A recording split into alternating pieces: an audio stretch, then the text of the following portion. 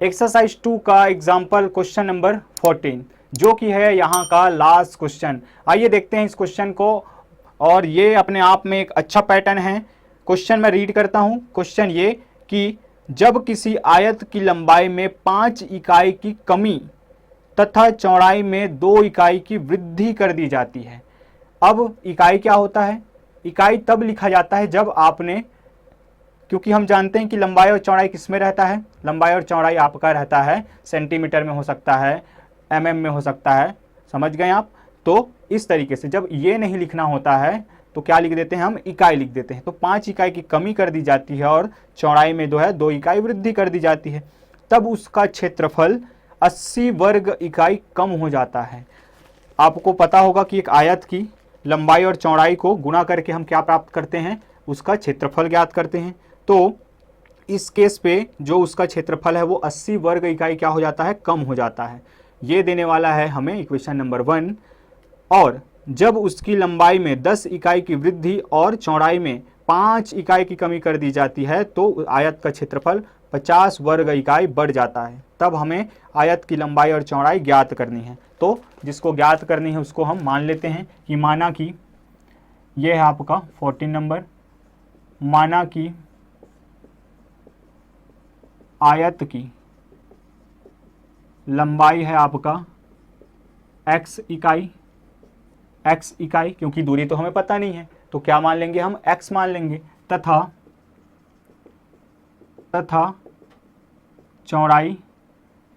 चौड़ाई बराबर y इकाई।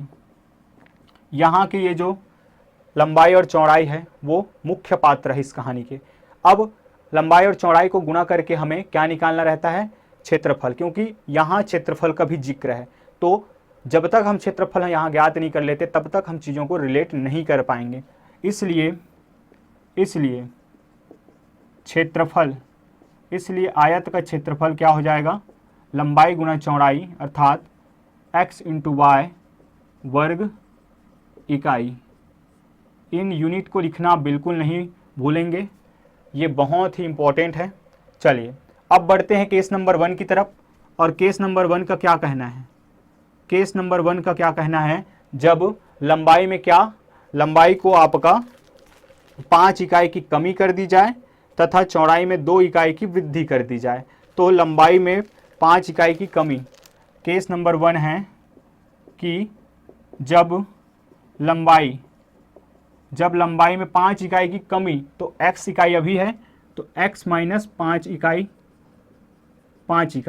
तथा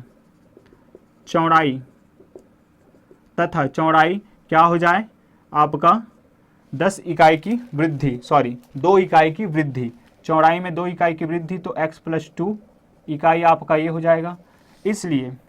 इसलिए जो क्षेत्रफल है वो क्या होता है, लंबाई गुना चौड़ाई होता है, लंबाई गुना चौड़ाई होता है। तो जो क्षेत्रफल है स्टूडेंट x इंटू वाई क्या निकल जाएगा आपका, x इंटू वाई आपका निकल जाएगा x minus 5 into y plus 2, ये हो जाएगा वर्ग इकाई।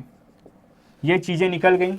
अब इस पर कहा जाता है कि ये जो क्षेत्रफल है वो क्या हो जाता है आपका, जाता है 80 वर्ग इकाई कम हो जाता है। तो ये रहा क्षेत्रफल, और इस क्षेत्रफल से कितना कम कर देना है हमें, 80 वर्ग इकाई कम हो जाता है इस केस पे। इसलिए प्रश्नानुसार ये जो क्षेत्रफल है वो वास्तव में क्या है, हमने इस केस में निकाला। तो इस केस में प्रश्नानुसार जो क्षेत्रफल है वो क्या हो जाता है, इस पूरे क्षेत्रफल में से 80 वर्ग इकाई कम हो जाता है। तो ये अपने आप में कम है, तो x minus 5 into y plus 2 जो है वो इक्वल होगा x माइनस वाई से अगर मैं 80 को माइनस कर दूं। क्या बातें समझ में आई, नहीं आई? चलिए फिर से देखते हैं। हमने देखा कि आयत की लंबाई x इकाई है, चौड़ाई y इकाई है, क्षेत्रफल xy निकला। अब जब मैं x इकाई को, मतलब कि लंबाई को 5 इकाई कम कर देता हूँ, चौड़ाई को 2 इकाई बढ़ा देता हूँ, तो क्षेत्रफल क्या हो जाता है, 80 इकाई कम हो जाता है। मतलब कि इस xy में से मैं 80 वर्ग इकाई घटा दूंगा तो जो आएगा मेरा वो क्या आएगा, क्षेत्रफल आएगा। और इस केस पे क्षेत्रफल क्या होगा, लंबाई गुना चौड़ाई अर्थात x minus y into y plus two, x minus 5 into y plus two is equal to x minus y, x into y minus 80। यहाँ से मुझे इक्वेशन मिलेगा x y plus 2x minus 5 का जब यहाँ पे गुना करेंगे तो माइनस 5y प्लस यहाँ पे minus 10 is equal to x y minus 80। आगे बढ़ते हैं, इस एक्स वाई वेरिएबल को वेरिएबल की ओर लेके आते हैं, प्लस 2x माइनस 5y, इस कांस्टेंट टर्म को उधर लेके चलें तो माइनस 80 प्लस 10 माइनस 10 उधर चल के प्लस 10 हो जाएगा।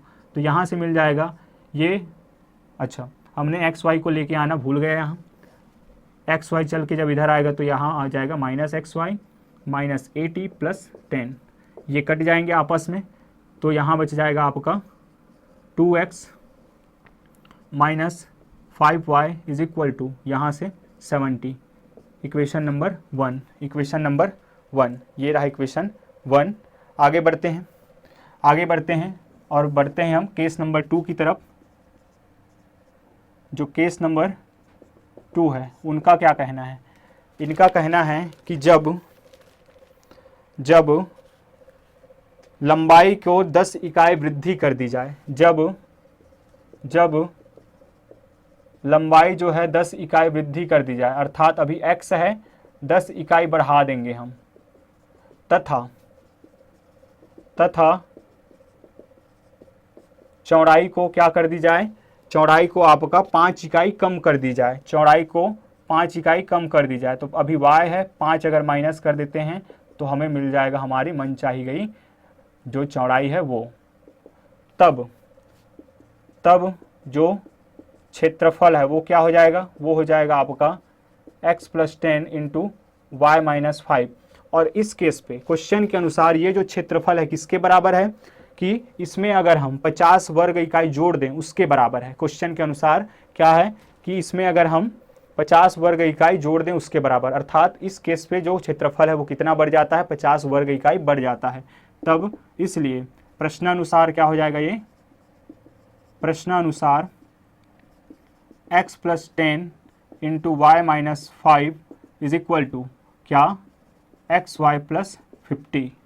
यहाँ से x minus x into y, x का जब माइनस 5 के साथ मल्टीप्लाइंग करेंगे तो माइनस 5y, फिर यहाँ पे हो जाएगा 10y और minus 50 is equal to x y plus 50।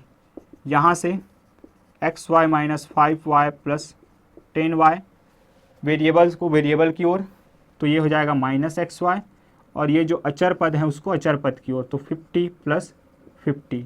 यहाँ से ये तो हो जाएंगे आपस में कैंसिल, तो यहाँ बच जाएगा आपका minus 5y plus 10y, minus 5y plus 10y। कुछ गड़बड़ है, अच्छा यहाँ पे ये x है, यहाँ पे ये x है, यहाँ पे ये x आएगा 10y। चलिए बाकी चीज़ें सही चल रही हैं, आगे बढ़ते हैं। ये हो जाएगा 100। अब यहाँ पे अगर ध्यान से देखें तो यहाँ है माइनस 5, यहाँ है 10, यहाँ है 100, सभी क्या है 5 के आपका मल्टीपल है, 5 के गुणज हैं। इसीलिए मैं क्या करता हूँ 5 यहाँ से कॉमन ले लेता हूँ। 5 जब मैं कॉमन ले लूँगा तो क्या बन जाएगा, यहाँ 5 माइनस एक्स धन 2y इज इक्वल टू ये हो जाएगा आपका 5 इंटू 20। तो यहाँ से हम कह सकते हैं कि minus x plus 2y is equal to 5 से 5 कट जाएगा तो 20। इक्वेशन नंबर 2, इक्वेशन नंबर 2 ये रहा इक्वेशन नंबर 1 और ये रहा इक्वेशन नंबर 2। दोनों से अब हम x और y के मान लेके आ जाते हैं। तो यहाँ से अगर बात की जाए तो यहाँ पे है आपका माइनस एक्स, यहाँ पे है आपका प्लस 2x। इसको अगर मैं प्लस 2x बना दूँ माइनस 2x, तो दोनों को अगर ऐड करेंगे तो क्या हो जाएगा, आपका x वाला टर्म जो है विलोपित हो जाएगा, कट जाएगा। तो समीकरण 2 को 2 से गुणा करके समीकरण 1 से घटाने पर क्या मिल जाएगा, 2 से गुणा करके 1 से घटाएंगे तो ये रहा 2x minus 5y is equal to 70 जब 2 से इसको मल्टीप्लाई कर देंगे तो ये हो जाएगा -2x और plus 4y is equal to यहाँ हो जाएगा आपका 20। आगे बढ़ते हैं तो यहाँ जब हम इसको माइनस करेंगे तो ये माइनस साइन प्लस में बदल जाएगा, ये प्लस साइन माइनस में बदल जाएगा और ये जो है आपका माइनस में बदल जाएगा। तो यहाँ से ये +2x, ये माइनस, ये +2x और ये क्या हो रहा है यहाँ, सॉरी घटाएंगे नहीं जोड़ेंगे, घटाएंगे नहीं जोड़ेंगे, इसीलिए भी बातें गड़बड़ हो रही हैं। जोड़ देंगे हम, तो जोड़ेंगे तो क्या आ जाएगा, गुणा करके समीकरण से घटाने पर के बजाय जोड़ने पर जोड़ेंगे। क्यों? क्योंकि ये माइनस है और वो प्लस है, तो दोनों को अगर जोड़ेंगे तो जल्द ही ये आपस में कैंसिल हो जाएंगे। तो ये रहा माइनस और दोनों को अगर ऐड करेंगे तो ये तो हो जाएंगे आपस में कैंसिल, -5y + 4y। तो यहाँ बच जाएगा y, चूँकि 5 के साथ माइनस साइन इसीलिए -y। यहाँ पे दोनों ऐड होके 90 देंगे, यहाँ पे दोनों ऐड होके 90 देंगे। तो y इज इक्वल टू -90। तो कहीं तो मिस्टेक हुई होगी जिसकी वजह से यहाँ -90 आ रहा है, क्योंकि लेंथ हमारा कभी भी क्या माइनस में नहीं हो सकता है, लेंथ हमारा जो कभी भी माइनस में नहीं हो सकता है। तो मिस्टेक कहाँ आ रही है, मिस्टेक यहाँ से हुई है। मिस्टेक यह कि -80 + 10 करेंगे तो यहाँ आ जाएगा -70 और -70 बाकी चीज़ें सही हैं। फिर हमने समीकरण 2 को 2 से गुणा करके समीकरण 1 से जब जोड़ेंगे तो यहाँ पे थोड़ी सी और मिस्टेक हुई है। मैंने इस 20 को क्या किया है कि ऐसे ही लिख दिया है बिना 2 से मल्टीप्लाई किए। तो 20 का जब 2 से मल्टीप्लाई करेंगे तो ये हो जाएगा आपका 40, ये हो जाएगा आपका 40। अब अगर दोनों को अब हम क्या करने वाले हैं, दोनों को अब हम करने वाले हैं ऐड। तो ऐड जब करेंगे तो ये रहा -70 और ये रहा आपका 40।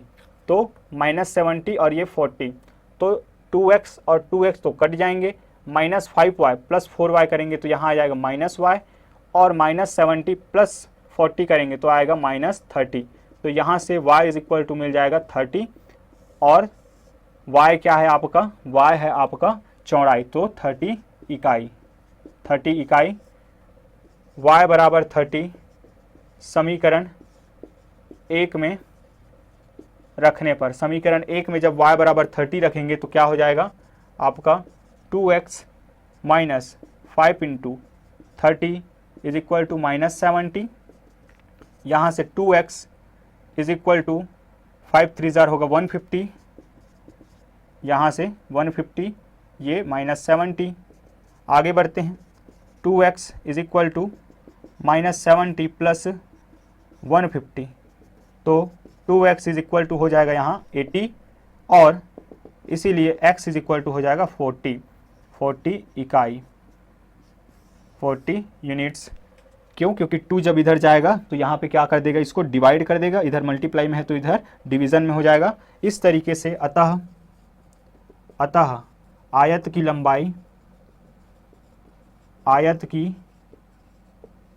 लंबाई बराबर कितना, 40 इकाई व आयत की जो चौड़ाई है वो कितना, 30 इकाई आएगा। ये होगा आपका आंसर। एक बार और अच्छे से आप समझ लीजिएगा, बीच में जो मिस्टेक्स हुई है उनके कारण जो डिस्टर्बेंस आपको हुई है, तो उससे आई होप आप लोग बाहर निकल जाएंगे। कोई बहुत बड़ी चीज़ नहीं है, छोटी छोटी इससे मिस्टेक्स होती रहती हैं। तो इस तरीके से हमने एक्सरसाइज 2 किया। बढ़ेंगे आगे और देखेंगे हम आने वाले टॉपिक को, जो कि आपका बहुत ही इंपॉर्टेंट टॉपिक है, वो भी वहाँ से आपका 6 मार्क्स का क्वेश्चन बहुत बार पूछा गया है। तो प्रैक्टिस करिए और सारे कॉन्सेप्ट को 1 बाय 1 करके बार बार प्रैक्टिस करके समझते जाइए। मिलते हैं नेक्स्ट वीडियो लेक्चर में, तब तक के लिए बाय बाय, जय हिंद।